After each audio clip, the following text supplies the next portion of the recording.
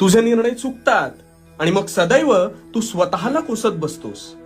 अनेक वर्ष तुझ्या बाबतीत हेच घडतंय, पण का घडतंय आणि त्यातून कसं बाहेर पडायचं हे आता शांतपणे ऐक.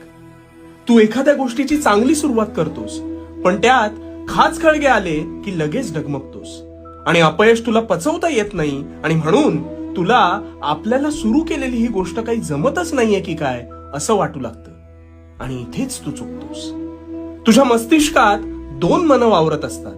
त्यातील एक मन तुला नवनवीन गोष्टी करायला प्रवृत्त करतं आणि दुसरं तुला कायम आराम करायला शिकवतं.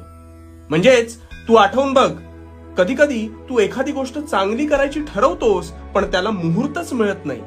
सतत उद्यापासून करू असं तुला एक आराम स्वरूपी मन सांगतं आणि तू क्षणाचाही अवलंब न करता ते ऐकतोस आणि तिथेच फसतोस. अरे कुरुक्षेत्रावर